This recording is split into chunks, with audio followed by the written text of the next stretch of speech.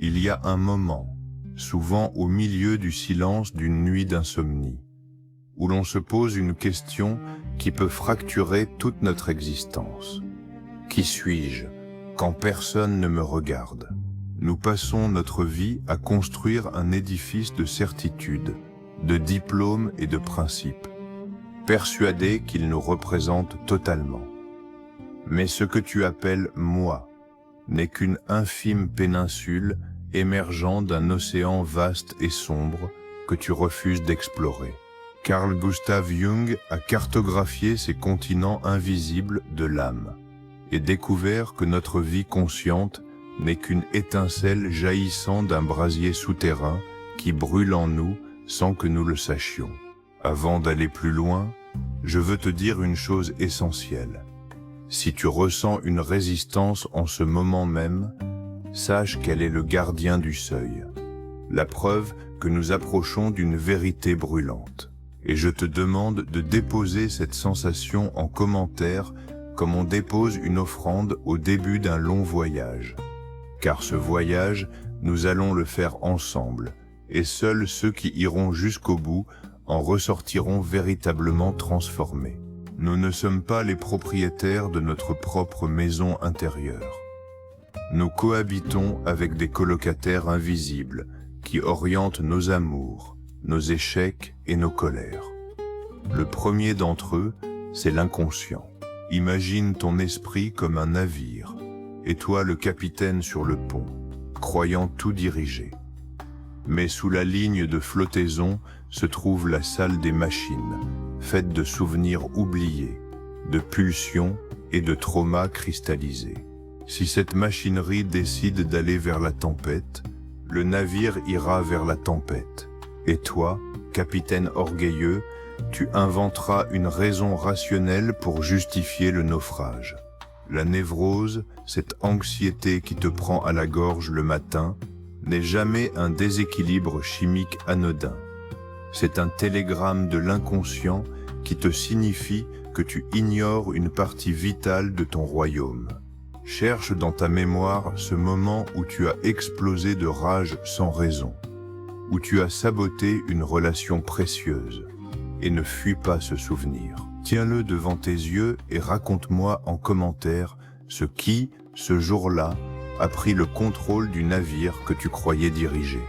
Cette rage qui t'a possédé nous amène à la découverte la plus effrayante et libératrice de la psychologie jungienne, l'ombre. L'ombre, c'est le cadavre que nous traînons derrière nous, la somme de tout ce que nous avons rejeté pour être aimés. Enfant, tu étais un océan de potentialité, capable de générosité et de tyrannie, de créer et de détruire. Mais pour survivre, pour ne pas perdre l'amour, tu as amputé ta psyché. On t'a dit que la colère était laide. On a puni ton affirmation de toi. On a étouffé tes pleurs. Alors tu as enfoui cette énergie dans la cave de ton être. Le drame, c'est que rien ne disparaît dans la psyché. Cette énergie enfermée fermente, gonfle et finit par faire exploser la porte ou par te rendre malade. Chaque fois que quelqu'un t'insupporte au-delà du raisonnable, tu es en pleine confrontation avec ton ombre projetée. Le voisin bruyant te rend fou parce que tu as étouffé ta propre spontanéité.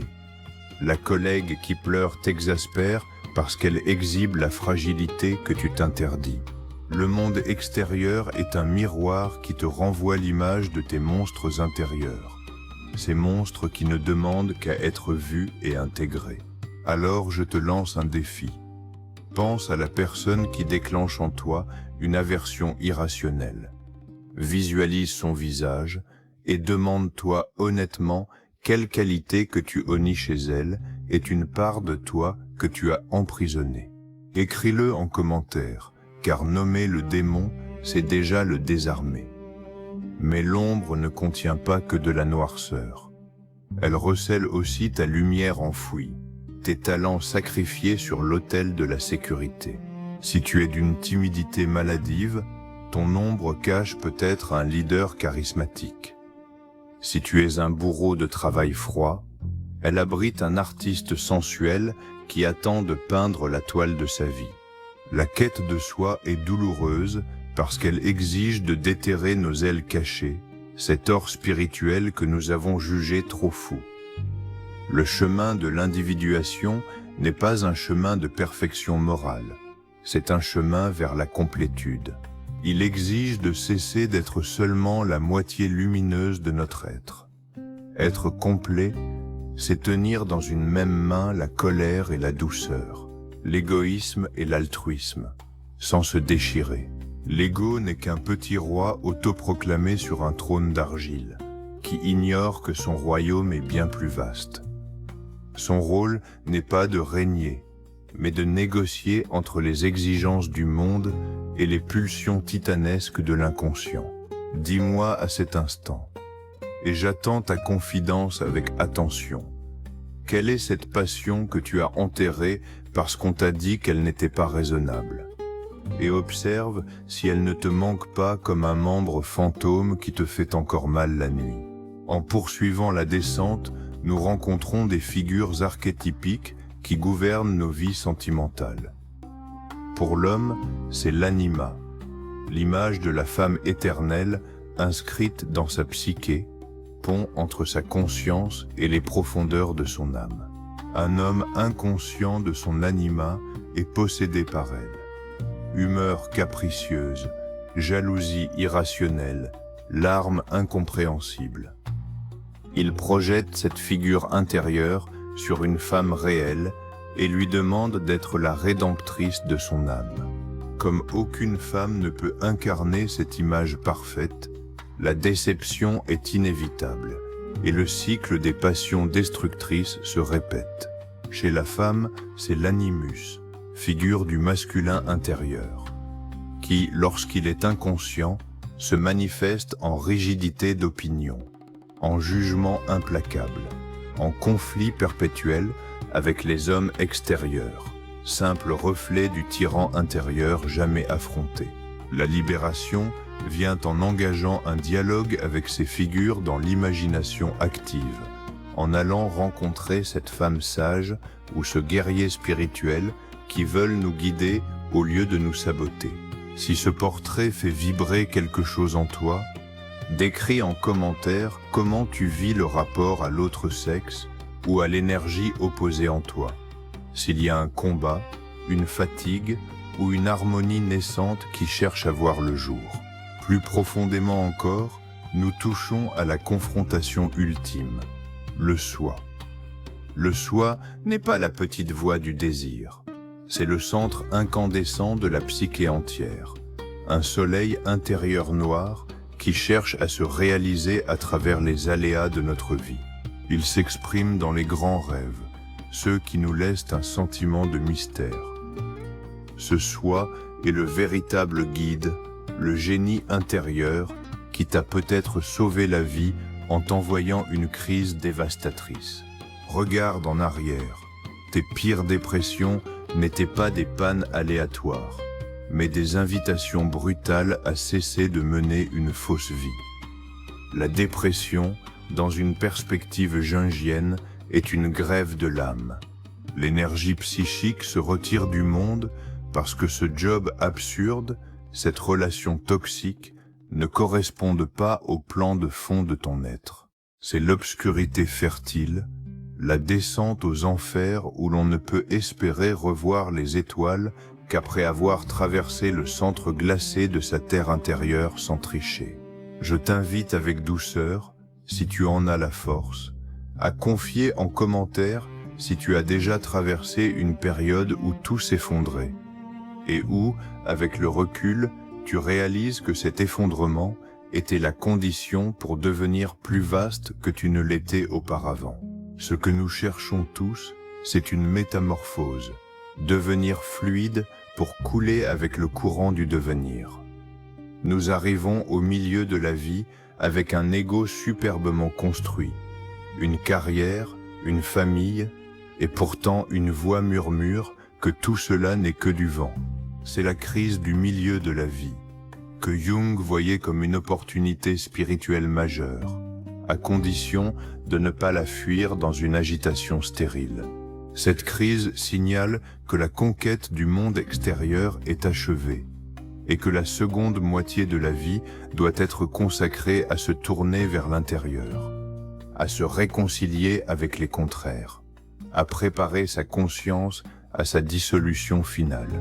Celui qui rate ce virage devient un vieillard amer. Réussir sa seconde moitié de vie, c'est retirer les projections. Cesser de croire que le bonheur viendra du prince charmant. Faire le deuil de la perfection pour embrasser la totalité.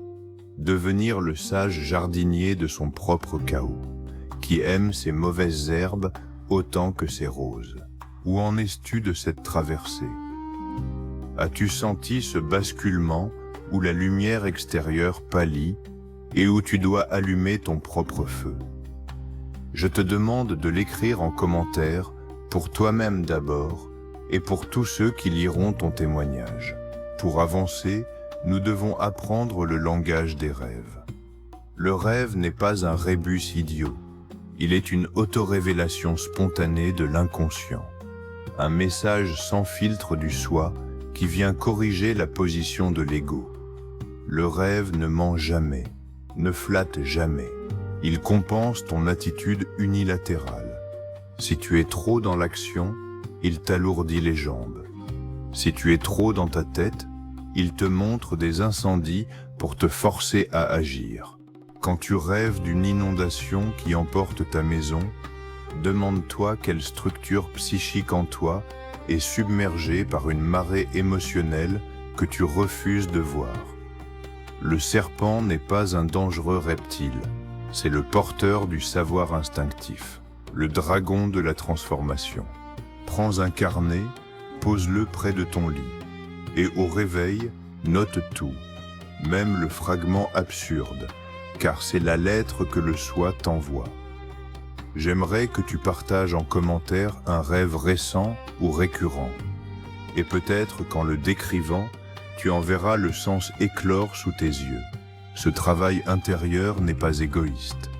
La guerre, la haine collective, la polarisation politique sont la somme des ombres individuelles non traitées qui se cherchent un bouc émissaire.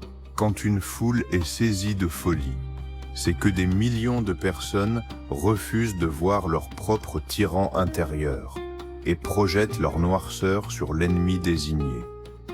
Faire son individuation est un acte politique radical, un acte de paix. Un homme qui a affronté sa cruauté et l'a transformée ne peut plus être le pantin d'un dictateur. La paix universelle ne viendra pas des traités, mais du moment où une masse critique d'êtres humains aura fait la paix en elle-même. Ressens-tu cette lourdeur dans le monde? Dépose en commentaire ce que tu identifias comme la colère collective qui t'aimante, et quel fragment de ton ombre personnel pourrait bien s'y cacher. Puis vient le nœud le plus serré, la persona, ce masque social que nous enfilons chaque matin, ce costume de professionnalisme et de politesse. Nous en avons besoin, mais le drame survient quand nous oublions que c'est un masque, quand nous nous prenons pour le CV. Quand la vie arrache ce masque par un licenciement ou un deuil, la personne s'effondre dans le vide parce qu'il n'y a personne derrière. Mais ce vide n'est pas le néant, c'est le vide fertile des mystiques, l'absence de forme qui permet l'émergence de toutes les formes. La crise de la persona est une bénédiction. Elle pulvérise le faux Dieu pour nous forcer à entendre la voix du soi, qui ne demande ni performance ni succès, mais authenticité. Si tu as vécu une telle mise à nu, raconte en commentaire ce que cette traversée du vide t'a appris sur la vérité de qui tu es. Tout ce chemin, cette confrontation avec l'ombre, ce dialogue avec l'anima, cette écoute des rêves, ce retrait des projections, convergent vers l'individuation. L'individuation n'est pas le bonheur perpétuel, c'est un processus dynamique. La capacité à tenir les tensions sans se briser, à rester debout dans la tempête des paradoxes. L'individué est devenu ce qu'il est, non ce que ses parents voulaient, non ce que la société récompense, mais ce qu'il est dans le dessein secret de sa graine originelle. Il ne se mutile plus pour rentrer dans des boîtes trop petites. C'est un arbre qui pousse ses branches vers le ciel et ses racines dans la terre noire, sachant que les deux sont sacrés.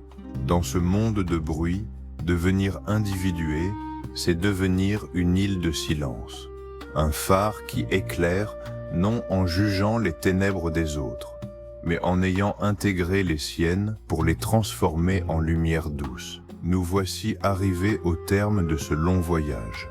Tu as accepté de descendre avec moi dans la cave de ton âme, de regarder le visage du monstre pour y reconnaître ton propre reflet, de retirer les masques de la comédie sociale pour toucher la texture de ton visage nu.